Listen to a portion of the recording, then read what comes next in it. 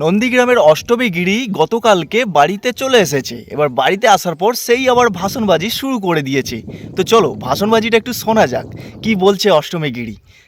Hello, তোমরা কালকে সকলেই দেখে বলেছো ছোট্ট একটা রিলিশের মধ্যে দিয়ে যে আমি বাড়ি এসেছি, মাকে জড়িয়ে ধরেছিলাম। সেখানে অনেক কমেন্টস এসছে যে যাও অষ্টমীর বাড়ি চলে এসছে। আরে অষ্টমীর বাড়ি আসবে না, ছাইপাস যাবে কোথায়? তার তো নন্দীগ্রামেই ভূমিষ্ঠ হয়েছে, নন্দীগ্রামের মাটি ছেড়ে যাবে কোথায়? আমি কি 14 বছর বনে চলে যাব? আমি কি পাপ কাজ করেছি যে আমি 14 বছর বনে চলে যাব? এবার অষ্টমীগিরি বাড়িতে ফেরার সময় একটা ভিডিও বানিয়ে ছেড়েছিল। সেই ভিডিওতে অনেকে আবার কমেন্ট করেছে যা অষ্টমীগিরি বাড়ি চলে এসছে। এইবার সেই রিয়াকশনে অষ্টমীগিরি বলছে অষ্টমীগিরি বাড়িতে আসবে না তো কোথায় যাবে, বনবাস চলে যাবে 14 বছরের জন্য। তো দিদি ভাই, তুমি যে চলে গেছিলে মানে 4 তারিখের রেজাল্টের আগে তুমি কিন্তু গায়েব হয়ে গেছিলে, সেটা কি কারণে গিয়েছিলে? তা তুমি 14 দিন যাও আর 14 বছরের জন্য যাও, পালিয়ে তো গিয়েছিলে, এটা তো মানতে হবে। এবার তুমি বলছো যে নন্দীগ্রাম ছাড়া আমি যাব কোথায়, এটা তো আমার বাড়ি, এখানেই তো আমি থাকবো। এবার তুমি 4 তারিখের পরে কোথায় গিয়েছিলে সেটা আমাদেরকে বলো। বলো ঘুরতে গিয়েছিলি, বলো কোথাও বেড়াতে গিয়েছিল, বলো। এবার তুমি লুকিয়ে লুকিয়ে বেড়াচ্ছিলে, এবারে যেখানে সেখানে মানুষ কি হচ্ছে ভিডিও করছে, টুকটাক করে ভিডিও করে ছাড়ছে। এবার এদিকে বলছো 14 বছরকে আমি বনবাসে চলে গেছিলাম নাকি, হ্যাঁ আমি বাড়ি ছাড়া কোথায় থাকবো, আমি নন্দীগ্রামের মেয়ে। তো ভাই নন্দীগ্রামের মেয়ে তো নন্দীগ্রাম ছেড়ে পালিয়ে গেছিলে কেন? আর তোমার ওই যে পবিত্র কর, সে বা কোথায় ছিল? সে এমনিতে কোনো মুখ ফুটায়নি, আর এদিকে তুমি দিব্যি বলে যাচ্ছ। চলো আরও কি কি বলছে শোনা যাক। বলছি এই মেয়েটা তো নেগেটিভ কমেন্টস নেয় কি করে? আরে কেন নিতে পারবো না? ভারতবর্ষের মধ্যে একমাত্র মহিলা মুখ্যমন্ত্রী যিনি মানুষের জন্য এত কাজ করেছে, যার তার কাছ থেকে ফায়দা নিয়েছে, তারা এখন গালিগালাজ করছে। তাহলে ওই 72 বছরের মহিলাটা যদি সহ্য করতে পারে, আমি কেন পারবো না? অষ্টমীগিরি নিজের মুখেই স্বীকার করছে যে এই মেয়েটা এত নেগেটিভ কমেন্টস নেয় কি করে। ভাই সত্যি কথা, অষ্টমীগিরি যে ভিডিওগুলো ছাড়ে না ভাই, তুমি যদি তার কমেন্ট সেকশনে যাও বুঝতে পারবে। এত খারাপ খারাপ কথা বলে, এত বাজে বাজে কথা বলে, মেয়েটা সত্যি নেয় কি করে। আমার তো বোধহয় কমেন্টই দেখে না, কমেন্ট না দেখে ভিডিও করে। কারণ কমেন্ট দেখলে একটা মানুষত্ব, একটা মানুষের যে মান সম্মান বলে জিনিসটা, সেটা থাকতো। আবার কে আব্দুল চাচার সাথে ভিডিও বানিয়ে ছেড়ে দিচ্ছে, আবার এদিকে বলছে যে 72 বছরের মহিলার কাছ থেকে ফায়দা নিয়ে তাকে আবার গালাগালি করছে। কে? তাও আবার তাদের নিজেদের পার্টির লোক। তো ভাই এটা কি পার্টি? নিজেদের পার্টির লোক আবার নিজেদের মুখ্যমন্ত্রীকে গালাগালি কে করে ভাই? মানে সত্যি রাজনীতি বাংলাদেশে দেখা যায়। কেন আমি পারবো না? যে উলঙ্গ হয় তার লজ্জা নেই, আর আমি দেখলে আমার লজ্জা। দাঁড়াও দাঁড়াও দাঁড়াও, কি বলছে? যে উলঙ্গ হয় তার লজ্জা নেই, আমি দেখলে আমার লজ্জা? আমার লজ্জা কিসের? তো ভাই এই কথাটা কাকে বোঝাচ্ছে আমি বুঝলাম না। পার্টির নেতাকে বোঝাচ্ছে, না নিজেদের লোককে বোঝাচ্ছে, না নিজেকে বোঝাচ্ছে? মানে অ্যাকচুয়ালি কি বোঝাতে চাইছে অষ্টমীগিরি?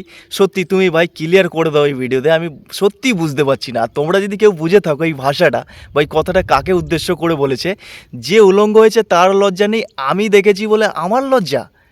তো ভাই সত্যি কথা, যে উলঙ্গ হয় তার লজ্জা থাকে না, বাস্তব কথা।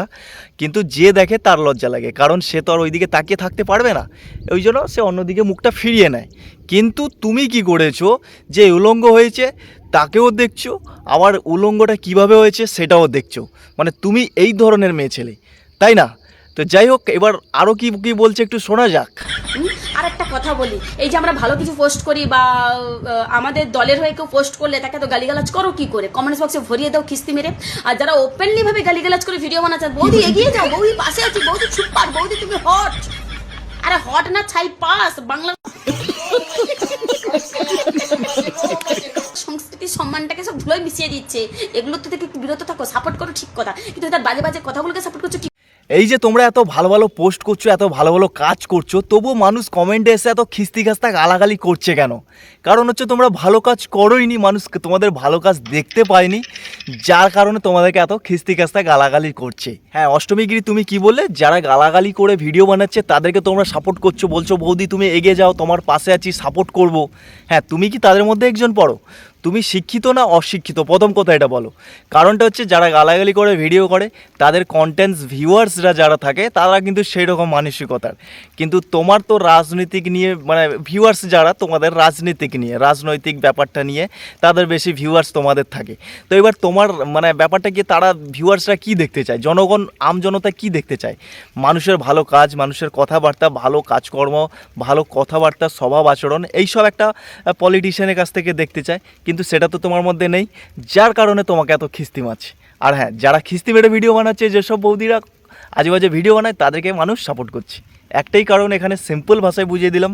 হ্যাঁ, কি বলছো, বাংলার সংস্কৃতিকে ধুলোয় মিশিয়ে দিচ্ছে। তা তোমার কাছ থেকে কি বাংলার সংস্কৃতি শিখবে মানুষরা, যে কিভাবে বাংলার সংস্কৃতিকে বাঁচানো যায়, কিভাবে মানুষের সঙ্গে মানুষের কথা বলা যায়, কিভাবে ভিডিও বানাতে হয়, তোমার কাছ থেকে শিখবে, তাই না? তোমার কথাবার্তা এত সুন্দর, এত স্বভাব পরিচিতি, তোমার এতটাই ভালো যে তোমার কাছ থেকে মানুষ সব কিছুই দেখবে, তাই না? তো যাই হোক বন্ধুরা, অষ্টমীগিরি যেসব কন্টেন্ট মানে যেসব ভিডিও এখন বানাচ্ছে, দেখবে একটু কমেডিয়ান টাইপের থাকছে ভিডিওগুলো।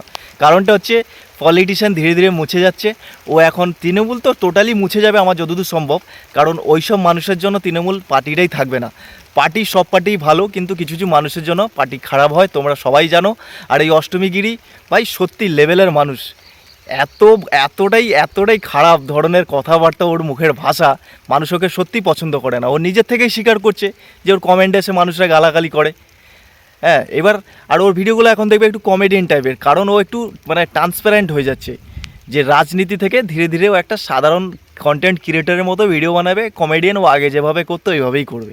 তো যাই হোক বন্ধুরা, ভিডিওটা যদি একটু ভালো লাগে তো লাইক করে দাও, আর হ্যাঁ শেয়ার করে দাও তোমার বন্ধুদের সাথে।